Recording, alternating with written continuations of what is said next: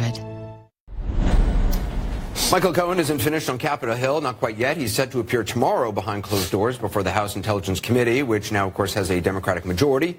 Joining me here tonight, Illinois Democrat Mike Quigley and Utah Republican Chris Stewart, both members of that committee who are going to have a busy day tomorrow. Thanks so much for both for being with us. Congressman Quigley, you heard, I assume you watched today's testimony. Is it going to influence your approach tomorrow? No, I don't think so. I think what you'll see is a lot more detail. A lot more corroboration. Unfortunately, we won't see it. You'll hear it, but eventually you'll see it. And a lot more discussion, I think, about Russia and Trump Tower Moscow. That's going to be the focus, you think? Russia, Trump Tower Moscow? Well, I think there'll be a lot more focus on those things than what you saw today. There'll be other things. A lot of what you saw today, but in the details of it, following up with documentation. Congressman, when, first of all, what are you hoping to get out of tomorrow? Well, I didn't watch it today, and I chose not to watch it, and it turns out I had a busy day anyway. I wanted to go into this and make my own observations, to be able to see him face to face and make some evaluations, and not have it filtered through other, other people. There are certain things that I certainly want to ask. The first and most obvious is, can you share with us any information regarding collusion or conspiracy between the Trump campaign and Russia, which was the genesis of this investigation and thing that Intel has hopefully focused on. I want to know, did he travel to Prague? Can he verify any information that was the accusations made in the Steele dossier, for example? I'd like to ask him this, and I think this is critical, and I think all of us would agree with that, and that is, are you telling us anything different or anything new that you haven't told Mr. Mueller? Because I'm relying heavily on the Mueller investigation. He can do things. He has resources. He has capabilities and time that we haven't had. And last thing, if I could, and this is just a personal thing. The one thing I did hear him say is how he described President Trump as being this hateful person. And I would ask him, why did you keep working for him, if that's the way he was? And why didn't you tell anyone? Why are you telling us this now and not 2 years ago for the election? But I mean, some of those things he answered today, I assume you'll be briefed on, or will follow up in advance on. He said he wasn't in Prague. He said he doesn't know much about the collusion stuff. What's interesting though about your questions is you actually have specific questions for him today. One of the really stark things was Democrats had statements to make and also then questions. The Republicans really were just going after his credibility, trying to knock that down, not actually really asking a lot of questions. So I think, it seems like when it's behind closed doors and there's cameras aren't present, it's a different kind of hearing. This is a very different kind of hearing, and I didn't mean to jump. You can answer this as well. But it is very different, which is one of the reasons that many of us love the work we do on the Intel Committee. The format is different. We take it in 1 hour blocks. 1 hour, 30 minutes, and anyone can ask a question. You can take as much time as you want. It seems like in today, what was frustrating, I think, for a lot of viewers is oftentimes on the Democratic side, somebody would make a statement for 5 minutes. 5 minutes, almost, of their 5 minutes, it seemed like. And you couldn't help but feel some of that is just for the cameras or for local news back home or something. Some of it? Really? Well, I'm trying to be polite. I mean, I want to be respectful. I think he did reference 2 points to deal with collusion and conspiracy. When he talked about Roger Stone having discussed a conversation with Julian Assange, and we're going to get this information that's going to nail Hillary Clinton.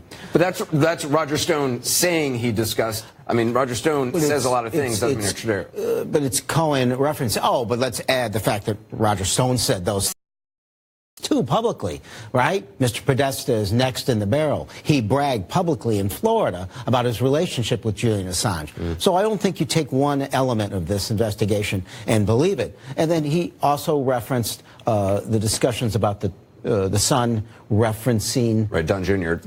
The meeting in Trump Tower. That meeting is going to happen. He also said something that's absolutely critical that Steve Bannon referenced, that there is absolutely no way things happen of this magnitude through the Trump organization then and now the Trump presidency without him knowing about it. Steve Bannon said there's no way that Trump Tower meeting takes place without the son going straight to the dad afterwards.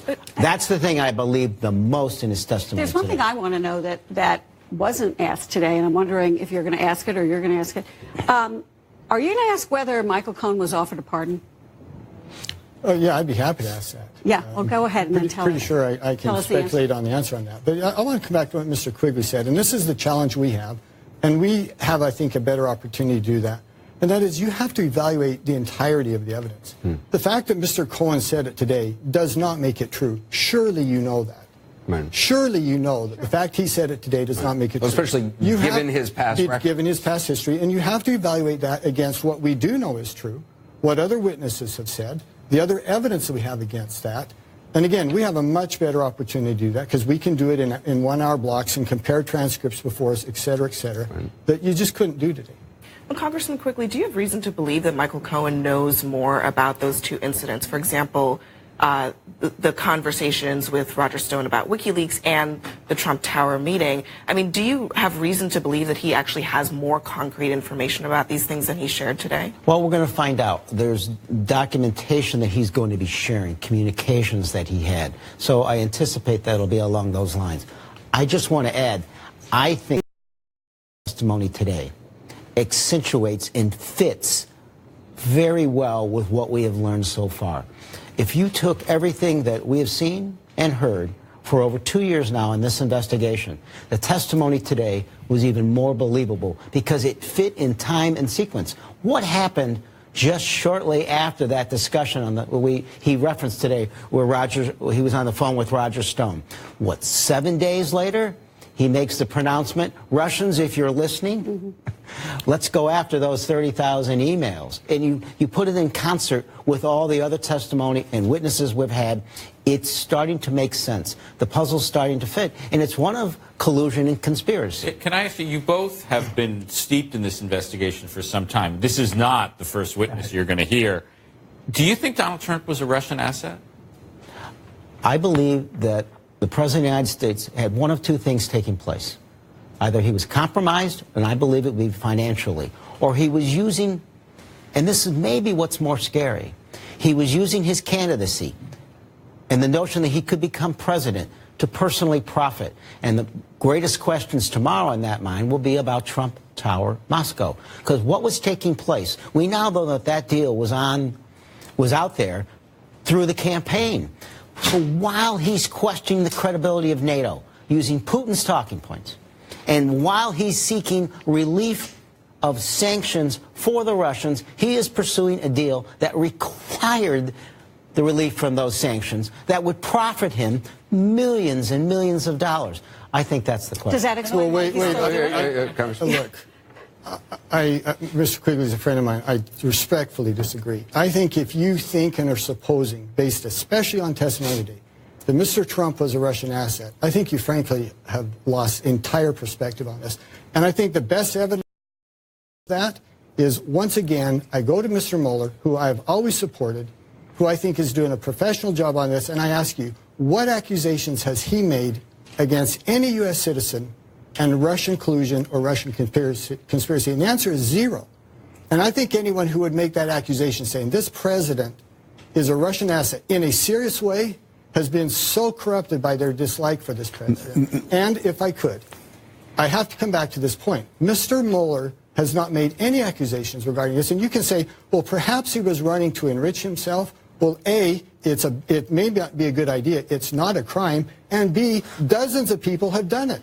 How many people have run for president knowing that they would not win, but they wanted to increase their own credibility, their own public perception? Yeah, but this is a lot more direct. There's also a difference between increasing your potential speaking fees on a lecture circuit by running for president than there is potentially building a, profiting hundreds of millions of dollars. Well, how does he profit? Special counsel has Michael Cohen. That's Special counsel has teed this up for you. He has referenced in court filings, as other districts have, the Manafort direct contacts with a Russian where he's giving him polling data and he's talking about a Ukrainian peace deal that would benefit the Russians. Okay, I've got to answer. We got to go, but very quickly. Okay, I want very to quickly. respond. Tell me a policy, not a statement, a policy this president has done that favors Russia. Yeah, because sure. he's far harder on Russia than the previous president has been. He slowballed the sanction, the rollout of sanctions. He has continually NATO, sending kinetic weapons to What Ukraine. happened in Helsinki? Energy policy. All of those are meaningful things that hurt Russia. All right. Appreciate both of you, Thank and you. I know you have a busy day tomorrow.